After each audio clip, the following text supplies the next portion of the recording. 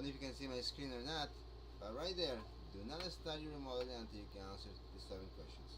So today we're going to talk about it.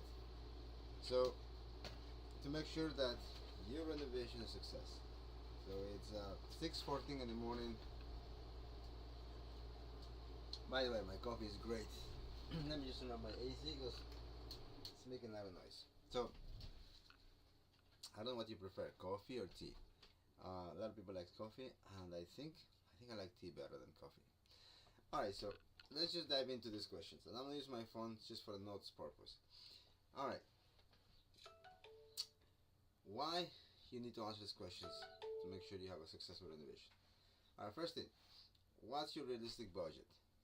And realistic budget, you got to. I'm gonna share a couple of tips from here, sharing my screen with you. Alright, so let me just go to a real project so we can really see a realistic project. So right here, this is a bathroom remodeling agreement or proposal, however you want to call it. So everything is right here, from demolition to the permit. You see right here, it says permit application. So that means anything you need about paperwork, right? To bring to the town, licenses, the entire process. Next phase is demolition. What's gonna be the investment required for to do demolition on this bathroom? Now, if your house is 100 years old or your house is 30 years old, that's gonna really change the investment required for your bathroom. So depending on how old is your house, the cost to do the demolition is gonna be different. So all of those things you need to understand before you start working, just because you're gonna be surprised with the investment required.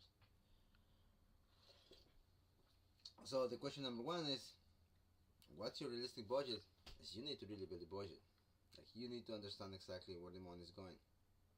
For example, if your house is 100 years old, there's a frame as needed. Below, when back in the days, they used to put like a 4-inch light concrete through to the entire space, and then put tile on top of that. So that's why if you see those old bathrooms, there is a crack sometimes in the floor. So all of those happens because there was little different way to build back in the days. Now, if this is what you have in there, you gotta really start back the fresh bonds. For example, remove all of that and resist the floor joists before you start plumbing or electric. If you see right here, I don't know if you guys can see that right here, but there is, let me see if we can mark this. There is right here, this right here, this is a new floor joist. You see it much clear right here. That's a 2x10 floor joist, but I gotta attach it, bolt it, and screw it, and glue it to the main structural floor joist.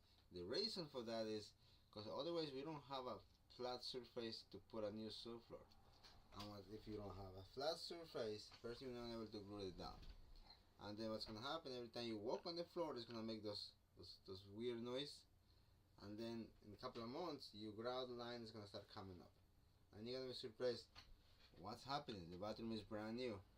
So all of those things can really affect. So having a solid start is very, very important.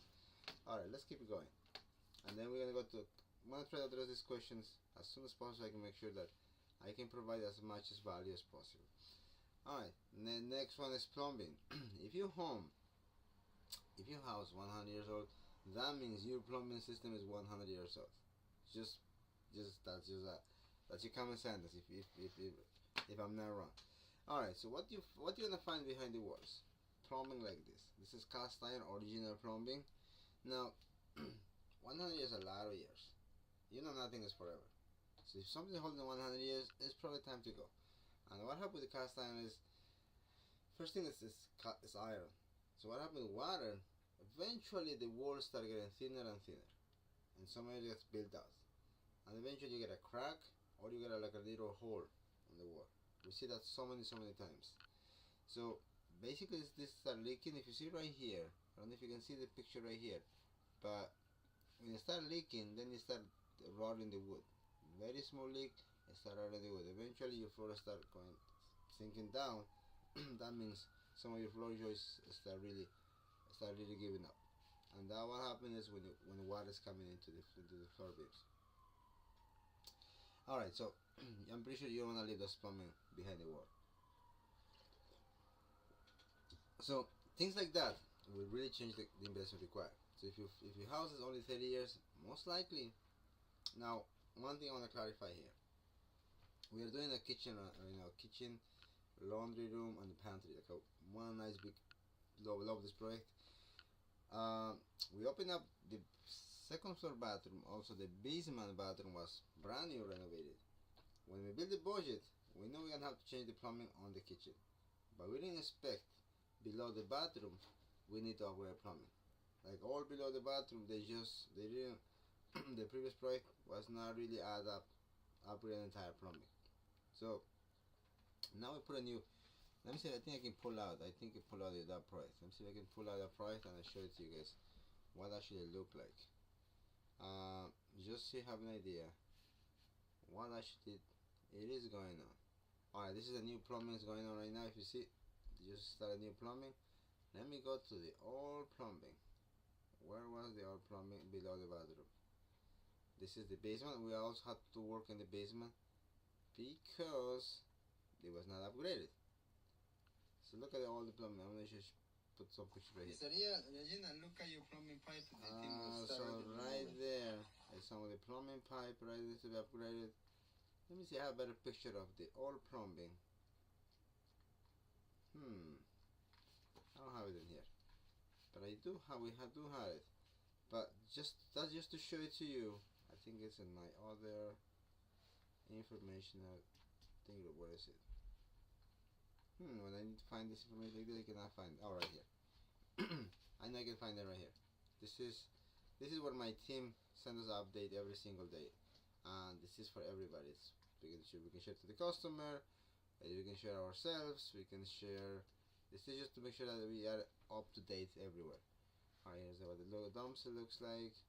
This is our communication channel to my team, and I want to show it to you what actually the plumbing looked like before and why it is important to upgrade this plumbing. Come on, don't make me look bad. I'm trying to share information right here. Alright, right here. Look at this right here. This is what we found. This is what we found below the brand new renovated bathroom. Right below right here is gonna be a brand new kitchen. It's gonna be a beautiful kitchen. The cabinets for the price of I think about $90,000. So you don't want to leave any old plumbing like this above this brand new kitchen, because what happens when this thread leaks or this elbow gives up? Then you have water damage. It's gonna damage your new cabinets. Now it's gonna be tight in the corners and very hard to access. So making it right is super important. So right here we did not expect this plumbing needs to be upgraded below the new bathroom. Bathroom was brand new. It is still brand new. Alright, so things like that is super important to know. Alright, so that's kind of explain that process right there. So let's just kind of address this quickly enough, so that way I maximize your time this morning with me. Alright, so same thing with electric, same thing with anything else. Like depending on the waterproof is super important. I think I talked this in the past. Waterproofing is crucial. It has to be done the right way. It's gonna save you thousands of dollars down the road, and just go the extra step on the waterproofing, and really you're gonna enjoy the renovation, and you're gonna enjoy the product when it's done and finished. Especially if you have little kids like me, waterproofing aid is super important. I'm gonna share with you right here what I look like waterproofing the outside part. This right here is a bathtub. See the outside part of the shower, or the shower bathtub is all waterproof, and the reason for that again is if there is any water splash from the tap outside, there's when the bathtub joins, there's hair cracks. The reason for that is the wood moves, the things moves, we're gonna have a hair crack. That's just a fact. But if your water splashing out, it's gonna go through the hair crack, it's gonna go into the first floor. That right there when it becomes a problem. And the whole idea is how to avoid those. So waterproofing, it's crucial. All right, let me stop right there. Let me just go to the final part of this question. Why is it important to know realistic budget? Because see right here, this is tile selection, and and they choose marble for this bathroom, and the marble is quite expensive and it's beautiful. It's 7,286 just for the material for this bathroom. Now here's the bathtub, here's the shower fixtures, everything's been built. That's why if you cannot answer yourself what is the realistic budget for your bathroom, you should not start your project, because you're gonna be surprised and what you're expecting to spend is not realistic. At least expecting to spend $1 million, and then probably gonna be realistic. You may not spend $1 million, but you're not gonna be surprised. So having able to answer what's your realistic budget for this project is important. As I shared to you, there is sometimes surprise you don't expect behind the walls. Alright, next question. What includes in the scope of work? We just went over, right? You need to answer yourself. Alright, I'm gonna start my bathroom. The company I'm gonna use gonna do this. Do you really understand exactly what scope of work? Like what's gonna be done? What they are doing for this bathroom? If you cannot answer that, I will not start renovation. I will ask that question to answer yourself. Next question. What is your expected timeline? You need to have an idea when to start, when things should be done, so you can plan your life and you can really, have real expectations. Because if you think it's gonna take 2 weeks and the project is gonna take 4 weeks or 5 weeks, then you're not gonna be happy with the extra 3 weeks, because you're gonna plan your life about it. So realistic timeline is very important. Now again, not everything goes according, right? Sometimes the deep inspections, things delay material, whatever. But having a solid plan, you should be able to count those things into the planning process. But knowing that not everything goes right, but at least have an idea when things gonna be done, it's gonna be easy for you, with your organization, with your mindset, things like that. Next one. Which decision must to be made before construction? If you cannot answer that question, then probably should not start your renovation. For example, you should have a realistic design for your space. What I say with the realistic design is you should be able to really have a solid idea what the space should look like. For example, this is the kitchen right here. Let me just go to a better picture. See right here? Right here you can really see what it looks like, right? If you cannot ask yourself what that is going to look like with your selections, then most likely you should not start it, because what you think it's going to look like may not end up looking like. I'm not saying it will, but it may not. Now what you're expecting is going to look like, it may not look like the way you expected. So going to the extra mile, just go the extra mile and design it, or actually render it, so you can really see a realistic 3D render. Alright, so I'm about to get to the final question. But if you cannot answer yourself what's the space gonna look like, and that everybody is on the same page, probably I will ask myself twice, am I ready to start this renovation? Alright, next one. How will you finance the project?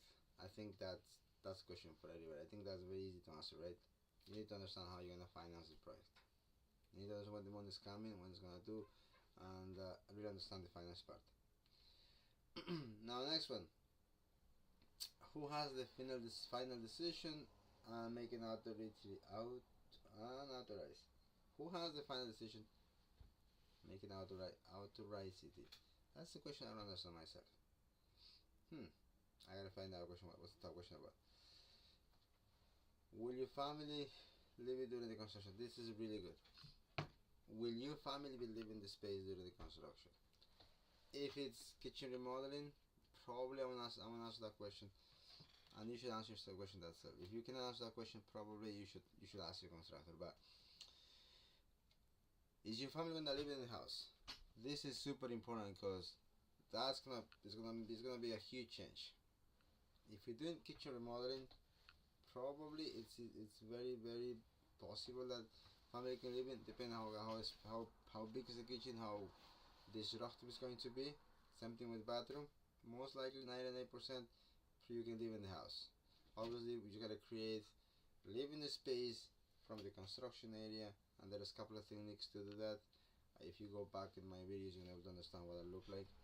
That's very positive. If you're doing a home addition, probably you could be there in the house as they are doing the big bucks.